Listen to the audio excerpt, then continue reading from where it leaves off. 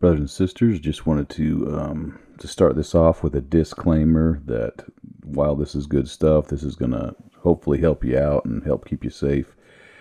Obviously, there's always going to be a little bit of risk when you're messing around with your computer.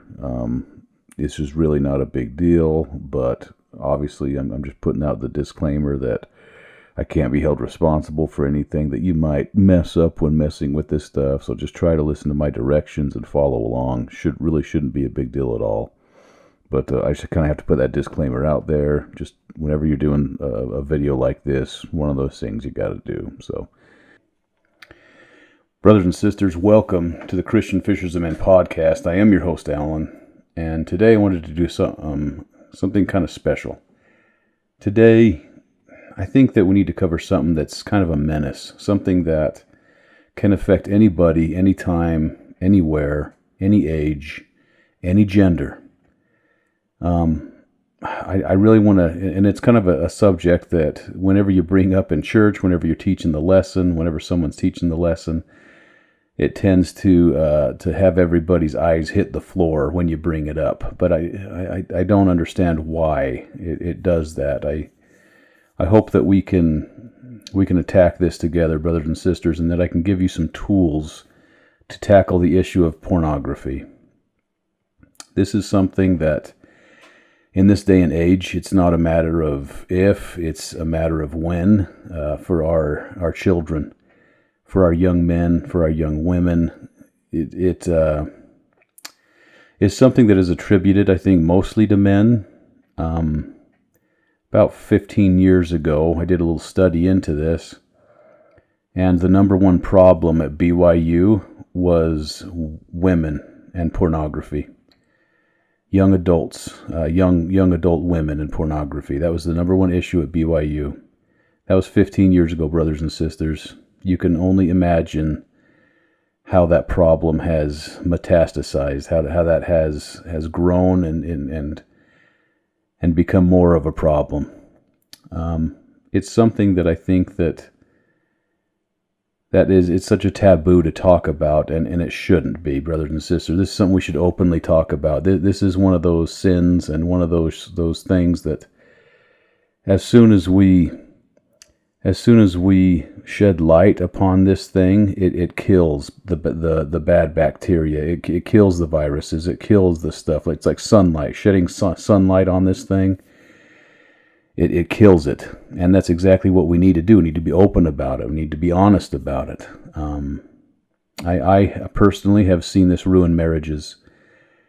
People close to me. I have seen this cause extreme strife in marriages. I have seen this cause people from being married. I have seen this completely damn people in their tracks and cause them to not move forward on the covenant path, and cause them to completely stop, to even reach into other things like alcohol and stuff like that, and the guilt alone drives people to become past feeling. And I wish that wasn't the case, brothers and sisters. This is something that is a plague. It is at the click of a button. It's there. And in my opinion, brothers and sisters, there's no shame in admitting this is a weakness. There is no shame in admitting that this is something that is stronger than you. I work in technology, brothers and sisters. It's one of those things where I've got young boys, young men who will be serving missions pretty soon. I've got, a household that I want to protect from these types of things because I've seen what it can do. And I do have conversations with my kids about it, and they're very frank conversations, very open conversations where we talk about these things. And I'm lucky enough to be tech savvy enough to be able to put some pretty decent, pretty stringent protections in place. Now, this isn't going to help you or your children from going over to somebody else's house and viewing pornography, but if as neighbors, as wards, as stakes, maybe we can adopt some of these things and we can create a community-wide umbrella over our children and over ourselves, for that matter, or just over our community, to keep us from going down this dark, evil path that will rob you of your confidence in standing before the Lord. It'll rob you of your priesthood power, from having confidence in your priesthood power, and it'll rob you from having your spouse have confidence in you. It'll rob you of a healthy sexual relationship with your spouse, and it will warp and create unrealistic expectations of our children's view of sexuality and what to expect from their spouse. So, with that said, brothers and sisters, we are here on my work PC, on my Windows PC. Now, you'll see my background here. It says I'd rather be using, and then there's this P with an exclamation point. That is a Linux distribution that I happen to absolutely love. It's called Pop OS. And that is what I have my kids on.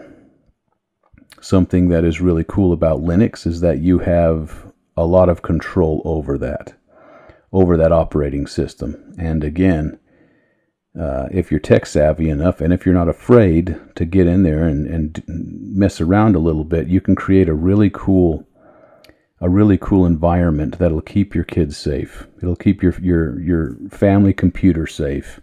And I run multiple computers in my household, and every one of them is running a Linux distribution except for my work PC.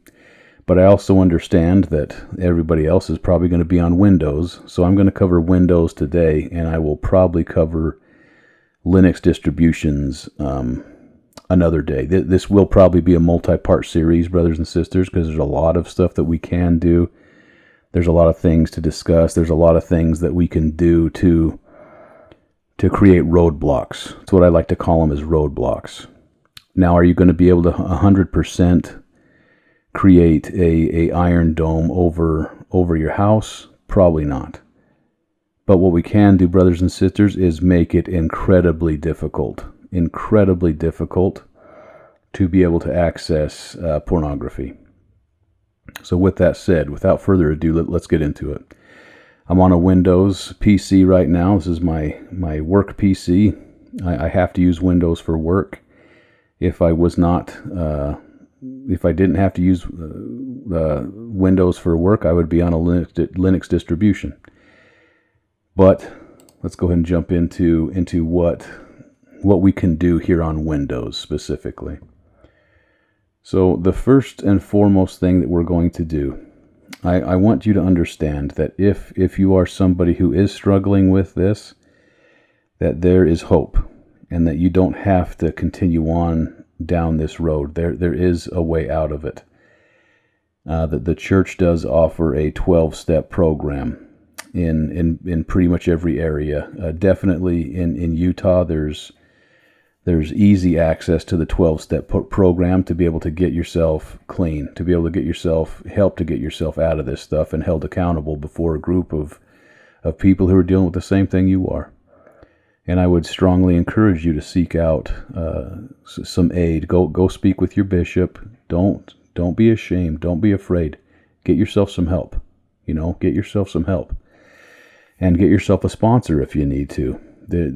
I think one of the things that we have to do is to recognize that this is one of those things that teaches you to be selfish, and that if you can find the humility, and if you can be humble enough, and you can get yourself a sponsor and somebody that can help you out, then you can have an accountability buddy that will be able to do a lot of the things that I'm going to show you right here. If you are somebody like that, I want you to send this video to them, and probably the least that you know about what they're going to do is the better. You know what I mean? Because we're going to do some things on the computer here that's going to very much tailored for our kids right now.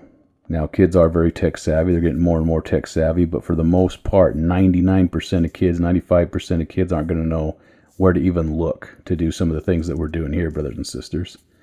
So what I want you to do in your Windows, in your Windows desktop here, I want you to go into your file system, and I want you to go navigate. You're going to go to this PC, local disk, Windows, System 32, drivers, etc. Okay. I'm going to take a screenshot of this just so I can keep this up so you guys can see it. Okay. That right there, and I'm going to navigate so that there's no miscommunication, that there's no misunderstanding. I'm going to completely exit out of this right now, okay? So right down here, you've got a file explorer, right? Your Windows button might be in the middle here. I like mine like the old Windows 7. I try to make mine to mimic Windows 7 as much as possible because I'm an old guy, I guess. I don't know, but I enjoyed that. I enjoyed Windows XP. I enjoyed Windows 98. You know what I mean? I like the old classic way of doing things.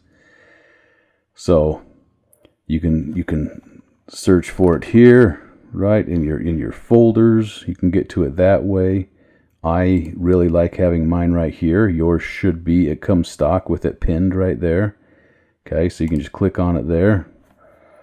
So now we're here, right? If you scroll down on this left side pane here, we can go to this PC. This right here is the disk that your operating system is on. You may only have one that says local disk C. I have a second one with expanded storage where I can do other things, right? Where I can do some extra programming and stuff like that. This is the one we're going to mess with right here, is just our operating system local disk, C. So we're going to click into this. We're going to go to this bottom one that says Windows. Okay. Now we're going to go to System 32. Scroll down till we hit System 32 right here. Okay. Click into that. Now we're going to go to Drivers. Okay, right there. Then we're going to go into etc. right here, etc. Okay, now right here, this is where we're gonna mess with something called the host file, right? What you're gonna want to do is come down here to your search or to the start button. Okay, we're going to type in Notepad. Now don't push enter or anything. I've got written note and it's already pulled up, Notepad. You're going to run this as the administrator, okay? You're going to click on this. Now I've already got mine ready, rip-roaring and ready here. But we're going to run it as administrator. Okay, so click on this. That'll give Notepad administrative privileges to save this file. Otherwise it wouldn't be able to. Okay? So when you do that, you're going to see something that looks just like this. Okay? So it's going to give you some examples and stuff like that. Your local host is going to always pretty much be this, and like really no one's going to mess with this. No one really messes with this unless you're into doing development and stuff like that. Okay, so what I want you guys to do, I've got something here. Let's see. I'm going to copy something for you guys. Oops, copy this instead. Okay, I'm going to bring this back on here. And I'm going to put this in the description of the video so that you don't even have to worry about looking at the video and writing it down. I'm going to put this in the description for you, okay? Boom. Now let me explain this, okay? So your host's file, it acts as a DNS resolver, basically. So or an IP, excuse me. So your every site that you go to, I've got Google written down here. Google has a IP address that your browser will navigate to. Okay.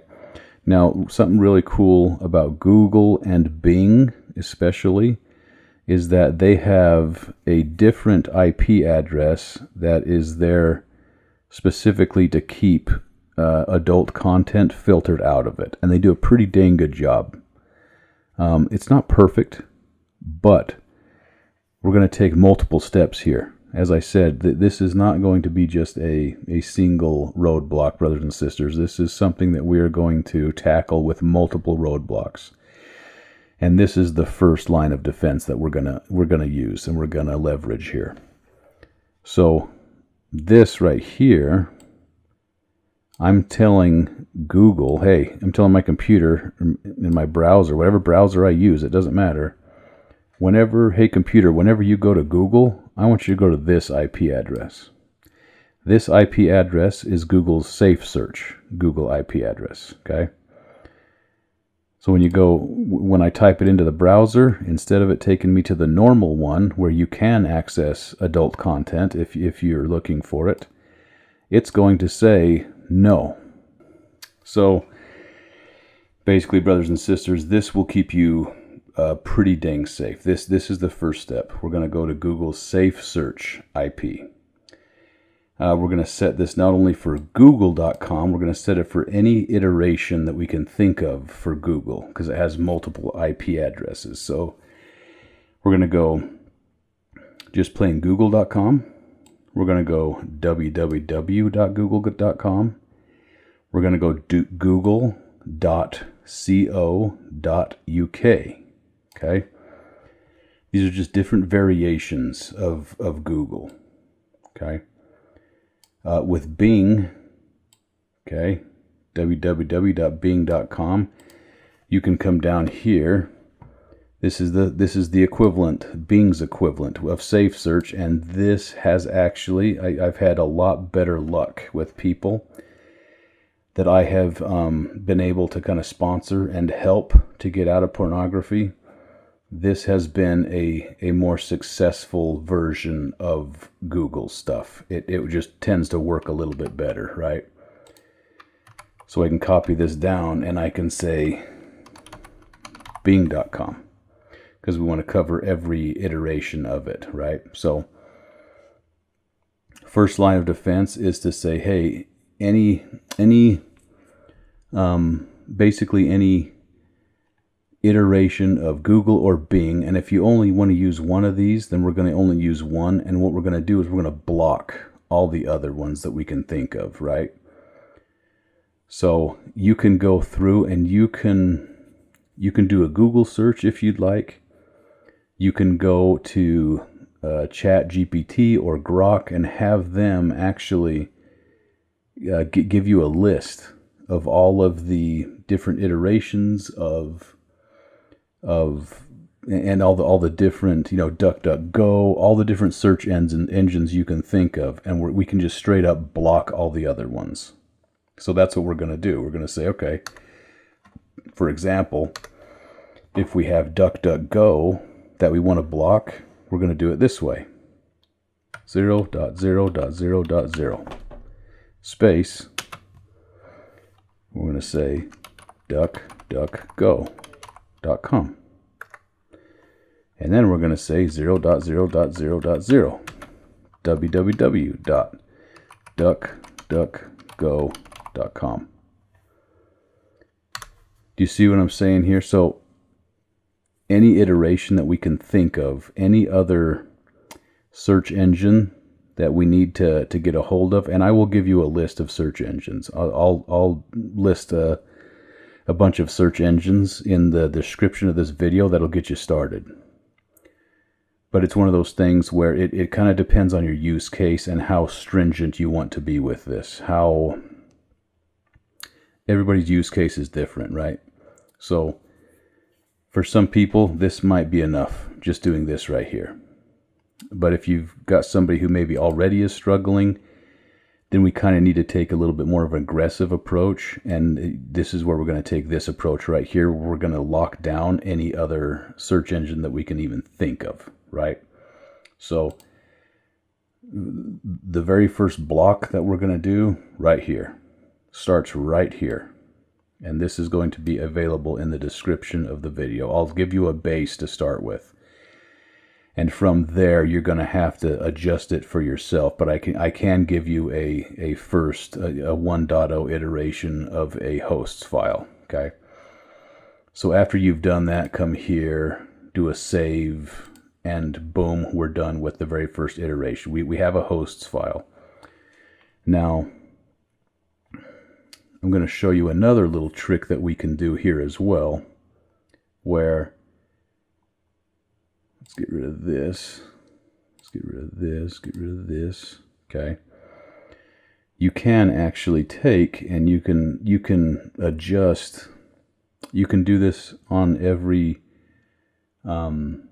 device that you have in your household. You may, I imagine for most cases, you're going to have one family computer, right? Now, I personally, most people love to use Google Chrome. I like to use Firefox, and I'm going to show you why. Okay? I'm going to show you why. And I have two different versions. One's for a developer edition, and one is for Firefox. And I've shown you, it's the same basically for both. But I'm going to show you exactly why I like Firefox and why I prefer to use it. So you'll see here that mine, just because of what I just showed you, I'm now going to Bing, and look at this. It's not just the regular Bing.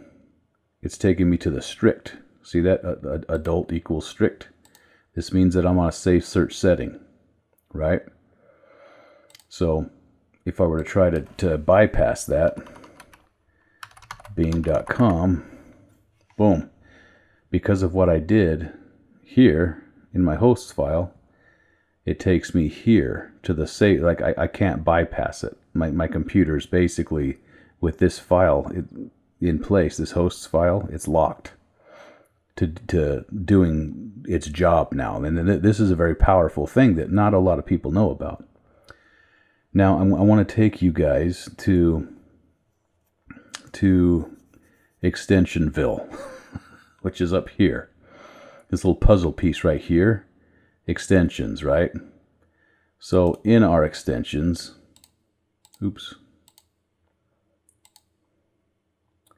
Okay, go to Manage Extensions, and you can search a bunch of extensions. This is actually one that I'm developing right now. This is mine that I'm coding, and I'm playing around with it right now. So this isn't ready for prime time. When it is, I'm happy to share it with you guys. But for right now, I'm not going to cover block sites. We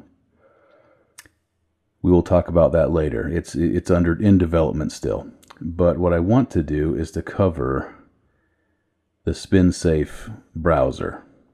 This is an add-on right here. And it's really, really cool. So I'm going to search for it here just so you can see. Okay, I'm going to search for it, and you'll see it here. So it'll take you to addons.mozilla.org. And you'll see a couple of different things here, but here it is right here. This is what it looks like. Web filter for Firefox. National Education Technologies. I've actually emailed these guys back and forth a little bit.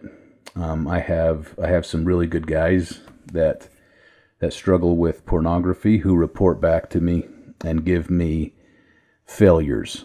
Basically, they stress test because of the Dr. Jekyll, Mr. Hyde nature of pornography. They are 90% of the time they're fighting this stuff, and then everyone has a bad day, and they will give in, and they'll find a way around it. And when they do, they let me know how they got around it. And so one of the cool things about this is that a lot of the battle plans I'm bringing forth here, they're not 100%, but they are pretty well stress test. And for a basic protection for a family, this is going to be invaluable. This stuff is going to work really, really well. So let me take a drink real quick. All right. So if we click on this here, okay, these guys are awesome, and this filter is awesome. Okay, so when you get this, now I've already got mine added on, but you will have a button right here. Notice that mine, I can't remove it. We're going to cover that. Okay. Normally, brothers and sisters, you can go to your add-ons and you can manage them. I can say, hey, uBlock Origin, I want to remove this one because it's bothering me, right? Or maybe maybe pornography is getting the better of me one day, and I'm going to say, oh man, the spin safe thing is keeping me from digging into my sins here. You know what I mean? But can't be removed. Okay, we're going to cover that. I'm going to show you how to do that. Keep everybody safe on this browser. Okay. So here you'll have a button that's going to allow you to add this. Okay. And if you'd like, you can pin it, right? You can pin this, but normally it's gonna live right here. But if I wanted to have my block sites one that I'm testing right now, okay, you can take this and you can pin these up here if you'd like. Okay, pin to toolbar. I like to have a lot of mine pinned to the toolbar. It doesn't really matter, right? This one doesn't really need to be. It kind of does its thing. You can't really mess with it. But I like it to be there because it's kind of a reminder for people to say, hey, there's something protecting you. Something's watching over you. It just kind of makes you think. So we're going to add that. We're going to add that to our Firefox. It's going to appear, and it's going to be in our add-ons manager now. Now, like I said, you're going to be able to remove this from the get-go, right? As soon as you install it, you'll be able to remove it. But it will be filtering. It will be filtering. And for some people, some kids especially, young kids, they won't know to look in here and mess around with stuff. But we're going to go ahead and we're going to take another more aggressive approach. Because this right here, being on our main browser, is going to protect very, very well between this and this. We're going to have some pretty intense, good, awesome protection. So allow me here to, I've got to remember where it is.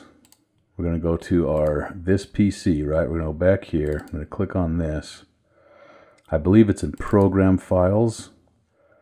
Okay, now I've got two, like I said. So if you've got the developer edition and if you've got just the regular Mozilla Firefox, you'll have to do this twice, but not many people are going to need to do it twice. Let's just stick with the regular version. Okay, we're going to go here now. In Mozilla Firefox, in this folder, you're going to see a bunch of stuff you don't understand. That's perfectly okay. Don't even worry about it, okay? You may or may not have a distribution folder, right? If you do not have a distribution folder, you're going to right-click, you're going to say New, and you're going to do a folder, right? You're going to do that, and then you'll have to continue because it's going to say, hey, you don't have permissions to do this. So you'll have to use your beefed up permissions to do that. Totally okay. Okay, now I've already done that. So I have a distribution folder. You may or may not. Okay. If you don't, create it. Now inside of this distribution folder, there is a file called a JSON file. Now in the developer world, if you're a developer, if you have any connections or anybody like that, they will know what a JSON file is. Okay, it just stores data basically. They're really, really powerful and they can do some really, really cool things. When I was first learning how to code in PHP and stuff like that, I actually made my own version of Netflix, and I basically stored all of my, instead of having like a database, I stored a lot of my information in a JSON file because you can do that. They're really cool. Okay, so in this JSON file, I've got some code written down, right? I got some code, and again, I'm going to post this for you. And if you're wary about this, have a developer friend or have Grok or ChatGPT and copy the contents of it so that they can see. I'm not trying to pull a fast one on anybody here, right? But this is going to be really cool. So we're going to click on this. Okay, it's going to open up in one of my editors. Now, you should be able to open this up in Notepad as well, right? But I would suggest, let's see how it looks in Notepad. There's Notepad++, that is free. There's Visual Studio Code is free. Let's see how it looks in Notepad. Just once. Okay, it's going to look like this. This is totally fine. This will totally work. Okay, so there's a bunch of things that we can do here with our Firefox browser.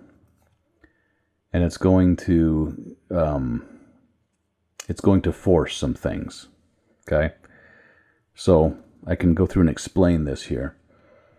So this is our policies.json file, and what we're going to do is say, hey, we're going to disable app update to true. We're going to disable private browsing. We're going to make that true because we don't want anybody to be able to open up a private tab where we can't have any history or anything else to tell us what's going on. We're going to take away anonymity, basically, so that everything is on the up and up. Now, you could go through and you can delete your browsing history, but this is a layered cake here that we're building. And we're going to have a whole lot of, by the end of our series, we're going to have a whole lot of roadblocks in place that are going to make it really difficult for somebody. It's going to make it a real big pain in the butt for somebody to be able to end up viewing their pornography. Going to keep our household safe and clean. Okay, so we're going to set our home page to the strict Bing. Now we've already done this. This is a layered cake approach. We're going to set it to the strict version of Bing. It's going to be locked. You will not be able to change it in the Firefox settings. Okay. Browser search default engine name, Bing. It's locked to Bing. Okay, you can choose Google if you'd like. I really like to use Bing because it's a little bit more reliable in my in the feedback I've gotten. In my experience and stuff, the Bing just seems to do the trick. So, but you'd probably be just fine using Google as well. You would really have to know kind of what you're doing to be able to defeat a lot of this stuff. So, anyway. Okay, this I'm still playing with, getting this to work. But it's there. It's not 100% working, but again, I will come out with a version 2.0 when I get some of these other things working. Now this right here is the most important part. Some of the rest of this is nice to have and stuff like that, but this right here is my extensions. And what I've done here, this is an array right here. In programming, this is known as an array, right? This is a list. And I said, hey, these extensions, and one of those is the Spin, the Firefox Spin extension. And this is the company that made it. This is our Spin Safe browser up here, right? I want this to be locked. Now what does that mean? It means that when I come up here and I right click on it to remove it, I can't remove it. See that? That cannot be removed.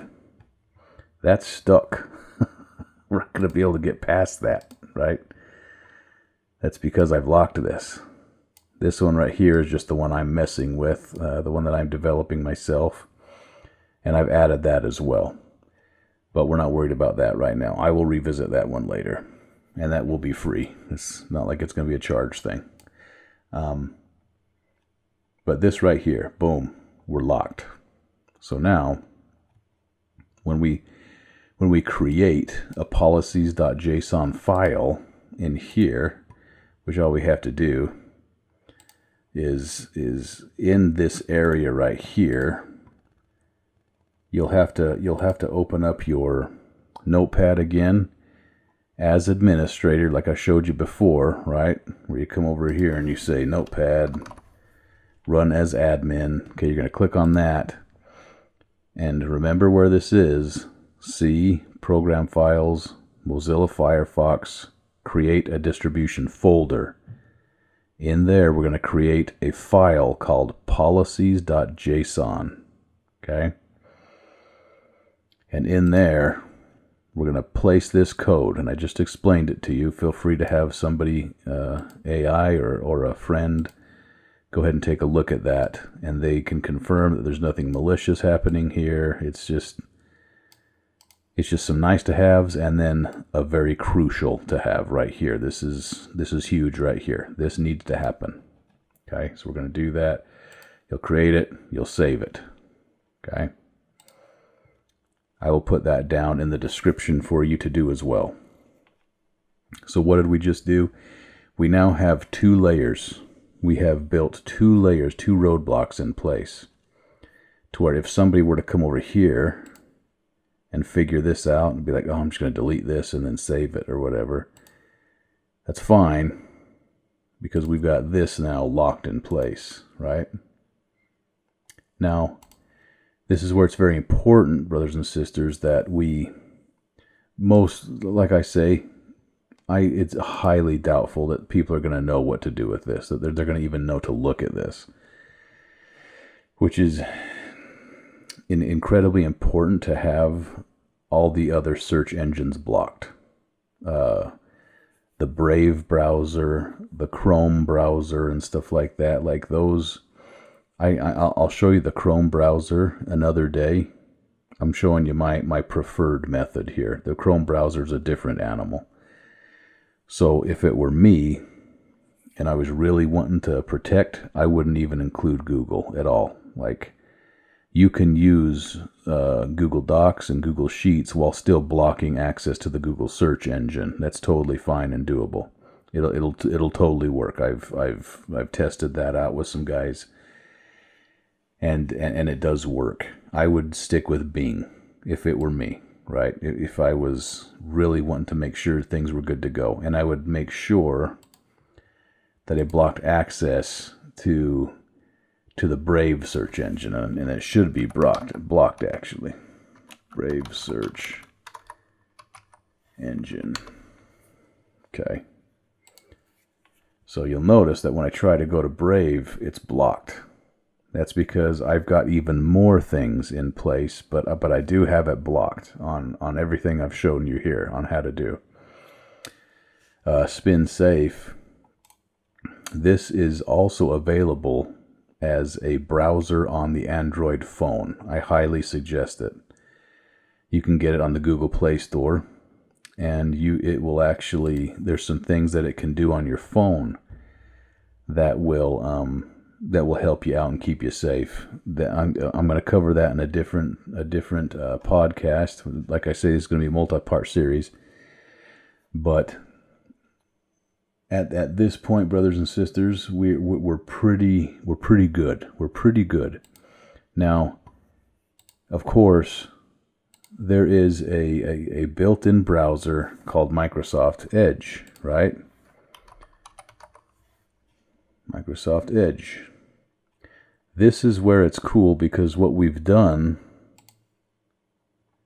here in our hosts file, right? What we've done here applies to this as well. That's why we need to have a multi-layered cake.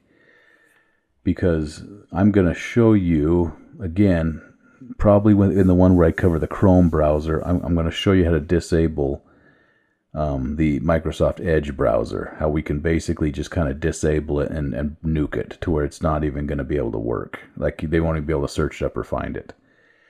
But as it stands right now, I just want to show you guys where we're at right now.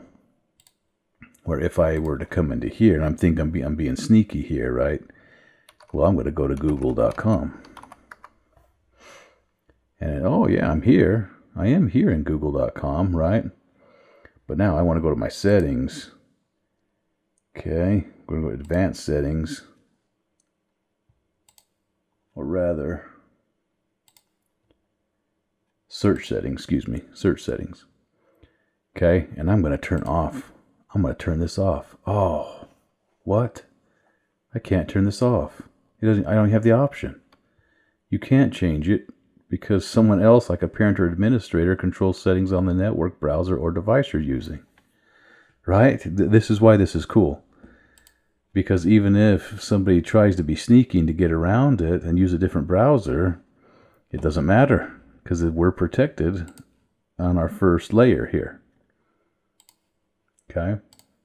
I just wanted to show you what that looks like, but we are going to nuke this eventually. I'm going to show you guys how to make it so you can't even use that browser, just so we're extra locked down, if you so choose. You can just stop where we're at now. And 90% of use cases, this is going to be enough to protect a household. Not a lot of people. As long as somebody you can trust sets this up, or as long as you set this up for somebody or a household, they're not going to know even what to mess with to get it to work again, right? So there's that. The last thing I'm going to show you is on the device level here. So if you go to this little icon right here, this is your internet, right? So you can go here, there's your Wi-Fi, but what we're going to do is we're going to go ahead and stick with, we're going to stick with where we're at here on our wired Ethernet connection, okay? We're going to click on this, and now you've seen here that I've preset up something. And what we're doing here is we're going to mess with our IPv4 DNS servers, right? I've set it to manual, as you can see. Now this right here, this DNS server right here and right here, take us somewhere very specific, okay?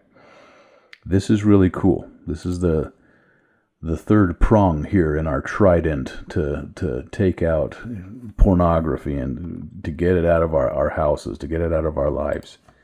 We're going to do a search called opendns family shield, right?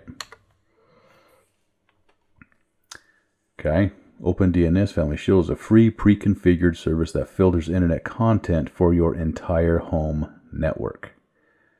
Pretty dang cool, pretty dang powerful. Okay, that's right here. By Cisco. These guys are awesome. We're just going to continue without setting it up right now. This is cool because you can create an account with these guys. And I have one that I've used on my network. I've got one I've used for a bunch of other people's networks where I've kind of helped manage their networks for them. And you can do a lot of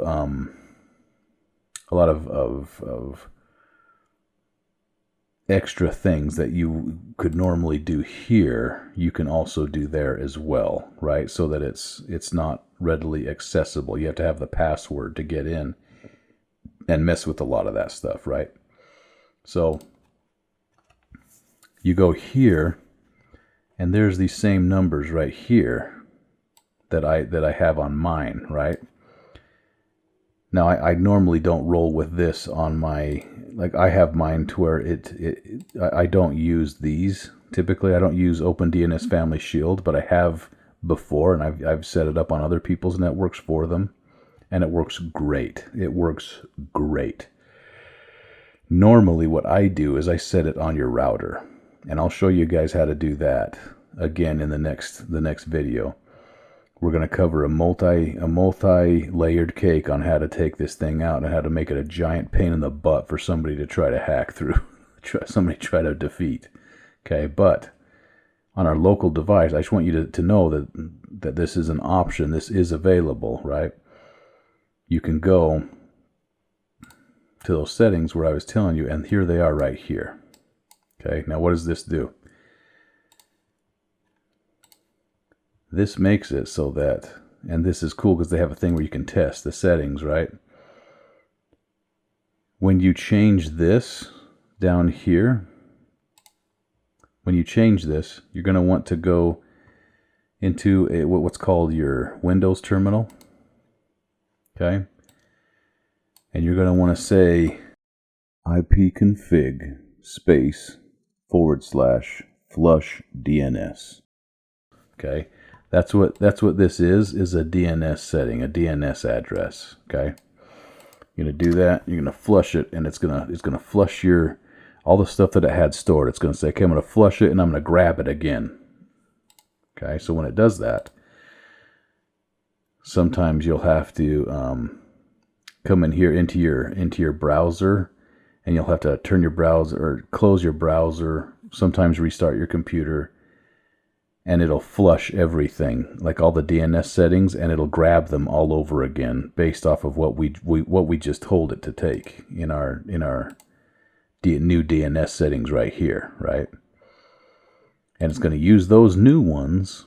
Sometimes you have to go through here into your settings, type in cache, clear data, and you'll do cookies and temporary cache files. You'll clear those, okay? And then shut it down, restart your PC if you have to, start it back up, go back into your Firefox, back to this welcome.opendns.com, okay? Or excuse me, you want to go here, right here, to this URL, and to test it. So we want to know if it works, right? So this is basically just a pre-configured thing they do to let you know that, hey, you're good to go. And this will actually speed up your internet a little bit, because it blocks a lot of the ads and other crap that a lot of the other, like your regular internet service provider, your ISP, may not block. So it's really cool to have, and these guys do a great job. There's a testing phishing site right here, where you can go to here, and anytime that it blocks something, it's going to look like this. Okay, internetbadguys.com, Cisco umbrella. Hey, this is blocked. Okay, now I have gone through, and I'm going to show you how to do this in the next one, or maybe one after that. We'll see how it goes with the Chrome and the Edge, Microsoft Edge browser and stuff. But I've added this. Don't be stupid. Okay, just because I have a sense of humor. I don't know. I enjoy doing things like that. You can also, I also have my own pictures and stuff like that will show up on networks and stuff. And I usually put like Christ holding a lamb or something like that. And I have a little message in there, an inspirational message. You know what I mean? Get people thinking. You totally have fun with it. You know what I mean? But this is what it's going to look like when something is blocked that's either unsafe, or it's going an adult website, adult content, things of that nature is going to be blocked. And all we had to do, everything was done locally by clicking on our internet icon here. Okay, now you might have Wi-Fi settings and stuff. It's the exact same setup. It's exactly the same. Go to your all settings, okay? Network and internet is where you want to be. Network and internet. If you're on Ethernet, you can go here. Boom. And then my DNS server assignments. I've set it to manual, okay? And I'm going to plug those numbers in right here. My preferred and my alternate. Then you're going to save it. Okay, and you are now with OpenDNS Family Shield, and we have now we've gone from having our hosts file pre-configured. Okay, we have our SpinSafe browser extension, which is on here. It is now locked, right? Because we have a policies.json file that says it's locked. Okay, really cool stuff. And if you look at it, boom. This is what it's going to look like if you have VS Code or any of those other, if you have Notepad++, which I would recommend using that as well, but you don't have to worry about it. You can just use Notepad as an administrator, as you've seen me do, and add this stuff in, and you're going to be just fine. You're going to be just fine. It's locked. It's locked, cocked, and ready to rock, as Drill Sergeant used to say. So I've given you three layers now in order to help protect our families, our friends, our loved ones, people who are struggling. Now, I'll give you the weakness for everything that I'm going to show you going forward. The weakness is a complete computer reset. Again, if you have somebody that's really motivated, who knows what they're doing, who's somewhat technical, and who could do that, you would have to, in order to defeat that, you would have to put a password on your BIOS, which I will think about covering that as well, because that it is pretty, it's pretty airtight if you were to do that, to put a password on the BIOS to keep them from booting into a USB drive that had another Windows installation on it, or a Linux installation or something like that.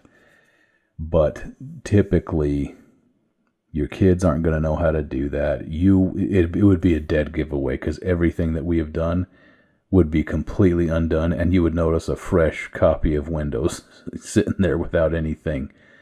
It would be obvious, right? So typically you're not going to see that. The hard thing, brothers and sisters, because I'll be honest with you, the hard thing is when someone lives alone and they like the idea of getting out of pornography and stuff, but they're not ready to take that step, and they might take all these steps or have someone do it for them, but then Dr. Jekyll comes out and he resets Windows all over again and has a fresh copy, a fresh operating system of brand new Windows rolling, and none of our protections are in place. That is the weakness right there. That is the hard part.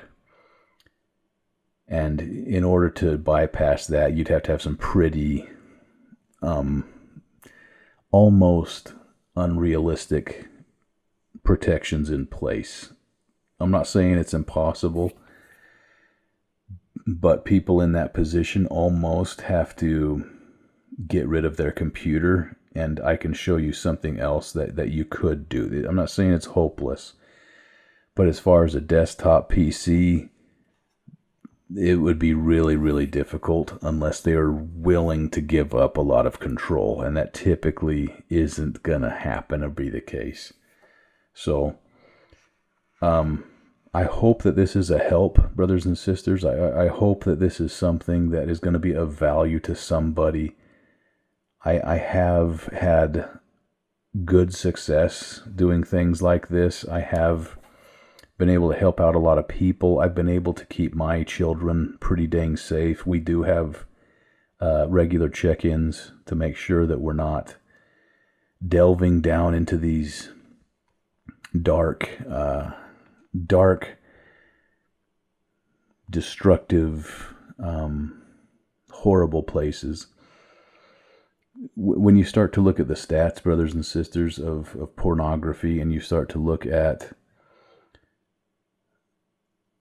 basically, it really is, it's unrealistic. It is a complete fabrication, and it's not real.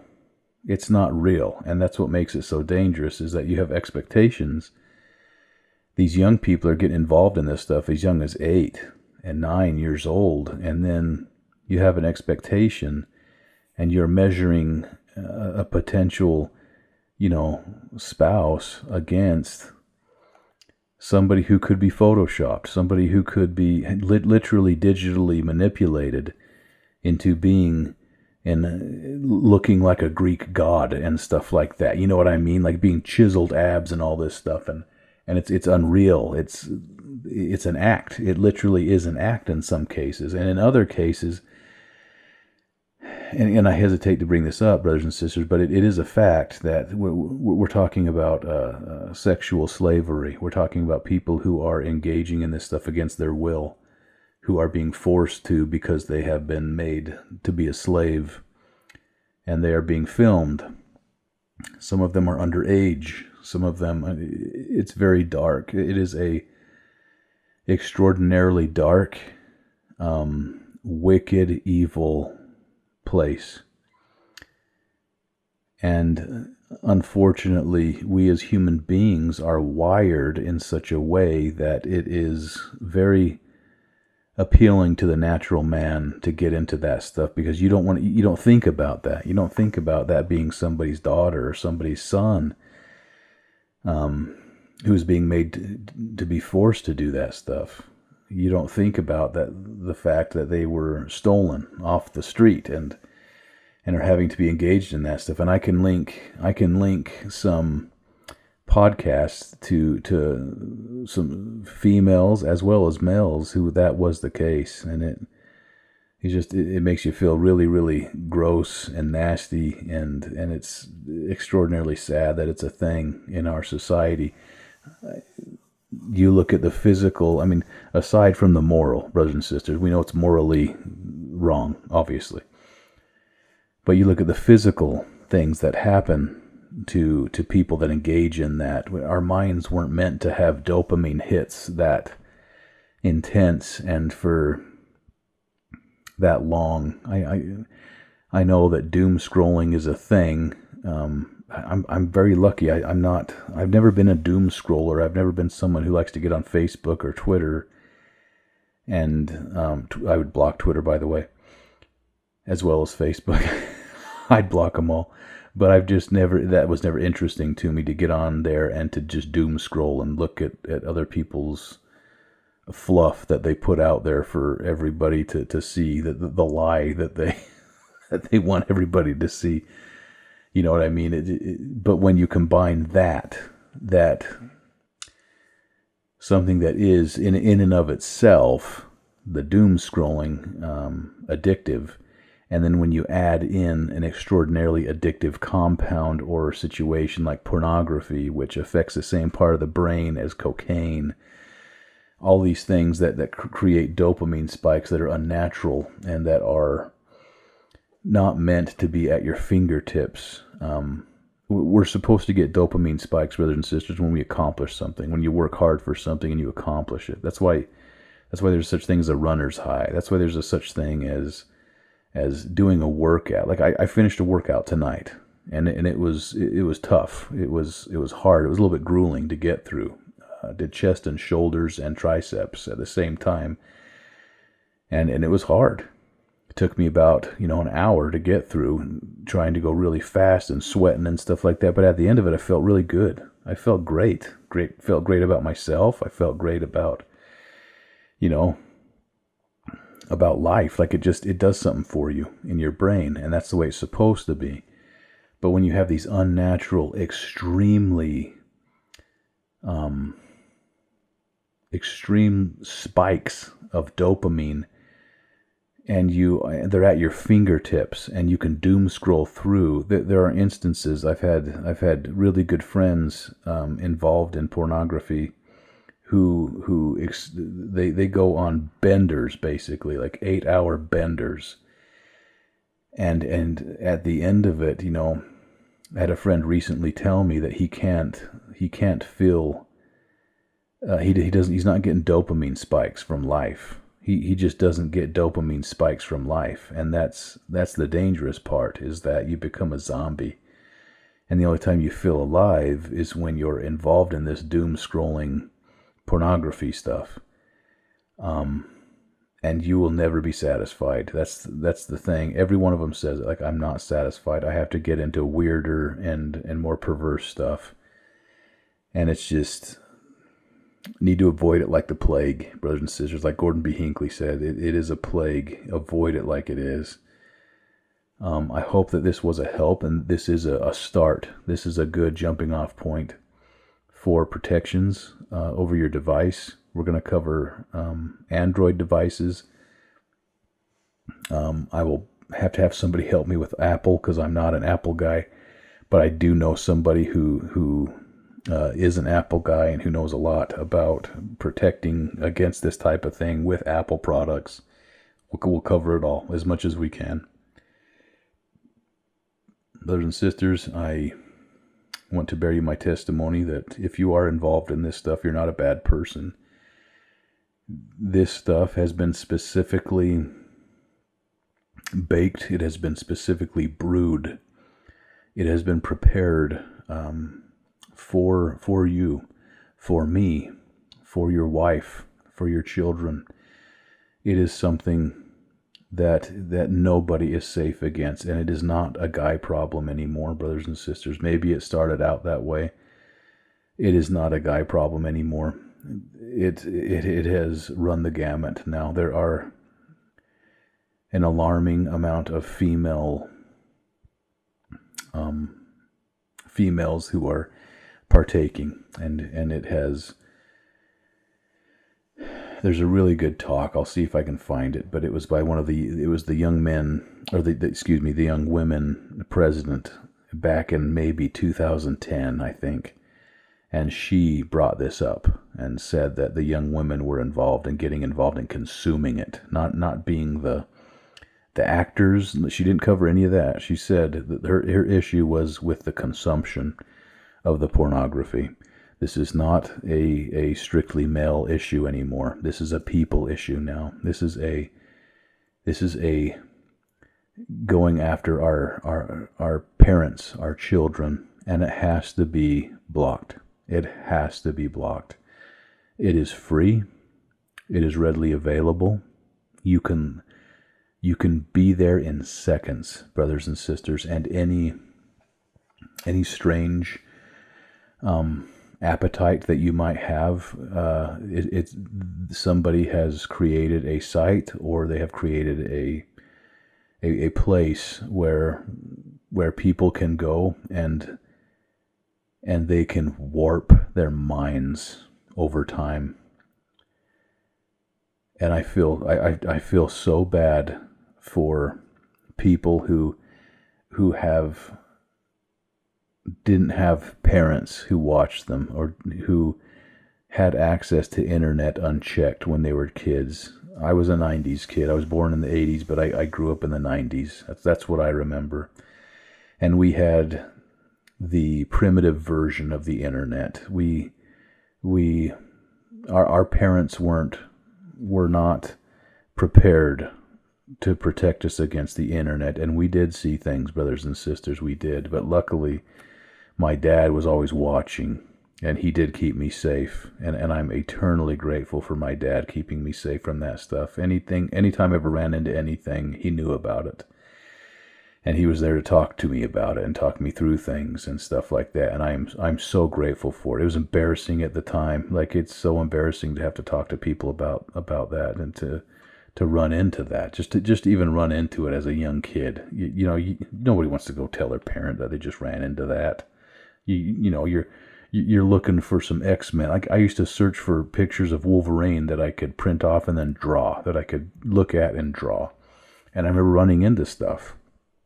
But my dad was always there. He was always there to talk me through it, and he gave me a lot of good perspective on stuff like that. And I've been able to do that for my kids. I've been able to set this stuff up, and it's it's one of those things where it's my kids are aware. They're very aware of it, and we talk about this stuff. And I have a wife who had a very horrible upbringing, and who had a very abusive upbringing, and she's very sensitive to this stuff as well. And she's very, very much wants to protect our kids against this stuff, and she has a very unique perspective on it, and it's very valuable to me and my kids. And I want you guys to know that there's a way out, and that you don't have to run around without any armor on, that you can be protected, and you can be okay. It's going to be okay. And we can get through this. We can get through this. Anything is possible with the Savior. He will heal you. He will protect you. And though you have hardcore cravings and stuff like that, brothers and sisters, we just have to put on our armor. We have to put on our armor and make sure that these things don't get above us, and make sure that we're constantly on guard, and that we put these roadblocks in place for ourselves if need be. Have an accountability buddy. Have somebody that can go through and put some protections in place that will keep you safe, that will keep you from giving in to Mr. Hyde. I want you to know that I'm grateful for you. I'm grateful for the gospel of Jesus Christ, and I'm grateful for the Holy Ghost. I'm grateful for the Holy Ghost and for being able to get into a field of technology, and for being able to find some of these things and to share it with you, brothers and sisters. I will cover some other things that are really cool and that are a little bit more, might be a little more intense, a little bit technologically advanced, but I'm going to cover it all because I think it's important to. But I say that in the name of Jesus Christ. Amen.